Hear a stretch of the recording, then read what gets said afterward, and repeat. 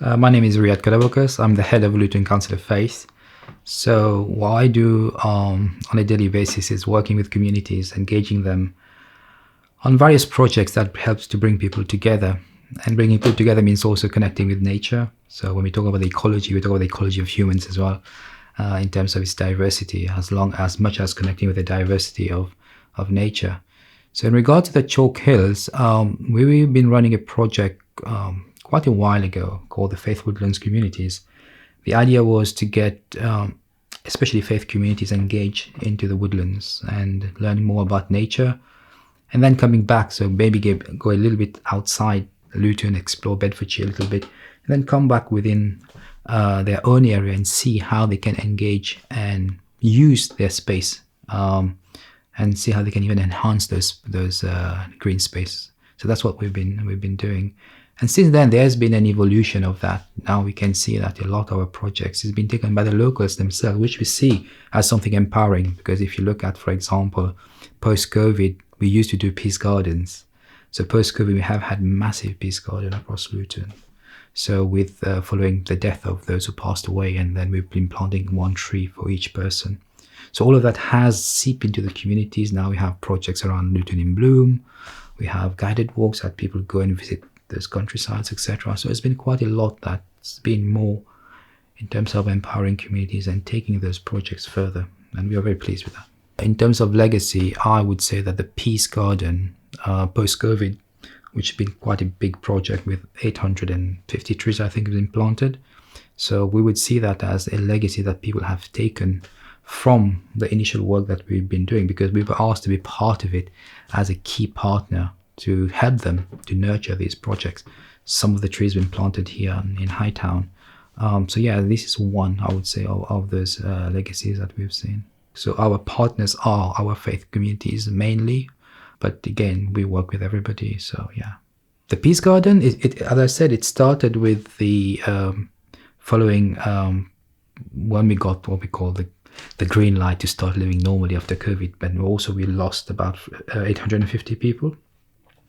I don't have the specifically from the faith community that you lost 800. No. That's the town. That's the wider town, and that's the reason we call it the Peace Garden, because the Peace Garden encompasses everybody. We're not calling it the Faith Garden, we're calling it the Peace Garden, and the fact that we call it a Peace Garden is to bring people together. When we talk about people, we don't discriminate faith or no faith. It's about bringing people. But obviously, as a council of faith, and Luton being 78% religious in terms of its demography, so it's quite a big population there.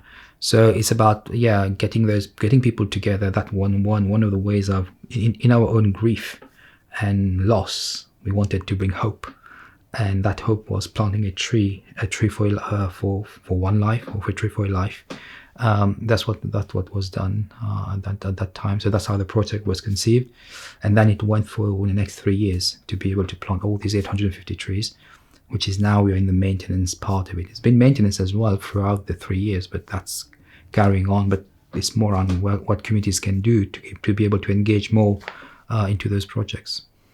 We didn't get much funding from, and what we wanted is people to have to own the project. So a lot of it was given, a lot of the funding came from locals who funded the project, and as much as a lot of faith communities paid quite a lot of money for the projects as well. So yeah, all of that came around to help the project. We did get, I think, some funding here and there, but a big chunk came from the local communities, the families themselves. Well, my name is Ryad, and Ryad means garden. So that's garden in Arabic. But how I always loved nature. Currently, I'm a naturopath. I've trained 5 years in naturopathic medicine. So my aim is always to get people out and engage into nature. We know it's about fresh air, clean water, exercise. These are the things that you would want to encourage people to do as a naturopath. So that's what that's what I do. But yeah, I've been in Luton at least for 18 years now. And since we started, these were the projects that always interested me. I was a scout leader. So when I came to Luton, actually, I joined the scout as well. So going outdoors and nature was part and parcel of who I was. So it's a form of identity. But yeah, since childhood, I used to with my mum, we used to look after the garden. I love roses. It's one of my favorite plant. I used to grow since childhood. Growing a garden was always part of what I did. So that always stayed with me, and I think my name has a huge influence of who I am, and that's why I think I feel like there's always a connection with the land. And I think you will find that in the Dallow area, a lot of people would not necessarily have a garden. We have one of the schools actually which doesn't have one of those. And I think parks becomes really special and the wildlife become really special. And I think we need to encourage people. And that's why we were doing these projects, to encourage people to, at that time it was about reclaim their park. That's how we call the project, because there was a lot of fear with drugs going on in parks, etc. So we wanted people to feel a bit safe, as we were saying that if you go and reclaim it, you will see less and less of this antisocial behavior, because families are going. We hope that people will be more respectful when they are seeing families in those parks, and that was the idea.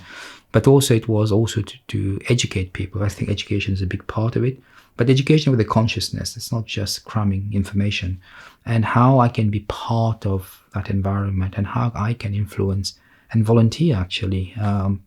I feel like we have lots of great groups in Luton who are volunteering to keep those parks. I don't think we will have enough money to look after those, but if we can get people to get more and more volunteering, just it's only good for their health, like good for volunteering, meeting with people, and we are tackling what is called isolation. At the same time, you learn a skill, and it's only good. I mean, I personally don't believe in going to gyms. I believe doing your own garden. I think there's much more you can work in a way. I won't say I'm a personal trainer, but you can get a lot of muscle involved in attending your garden and working like with people and learning, and learning about the land. I think the more you get people engaged and learning about nature and the land, the more respect it is to the land, the more you appreciate the food that you're having, the more you appreciate the birds who are doing all this ecology and ecosystem working together. You feel like, hey, I am with these people. It's like in South Africa with this whole concept of Ubuntu, which is I am and we are. And I think the I am and we are is not just this about I am and we are with nature. And I think that's really, really important. And I feel like people need, and I think the future of medicine will be about this. We know, for example, if where there's less park, there's more, the life expectancy goes down, and that's one of the reasons in one of those areas recently with the Peace Garden we planted 150 trees in Cholne area, because we know that the pollution and the trees, like the job that they do and how that can impact on people's health. There's only great benefit in terms of engaging with the land, I feel. When you are with people, it's like, it's fun. The time become also sometimes, I mean, obviously when there's a time to be alone and do your own thing, but there's a time to be with people as well. I think both are important and both works. And sometimes if you feel like being with other people, you can learn some tools and some techniques and things like pearls that they've been having for ages, like their experience that you can benefit from. So yeah, I think it's good to be among people, but I think there's a time to have your own space, and it's a meditative process as well. Being in nature is meditation. It's like being mindful in the moment and contemplating with those plants and flowers and trees and bugs and all sorts. Yeah, so I think it's not a question of one versus the other, but I think people needs to come together. There's a heart-to-heart connection is so important.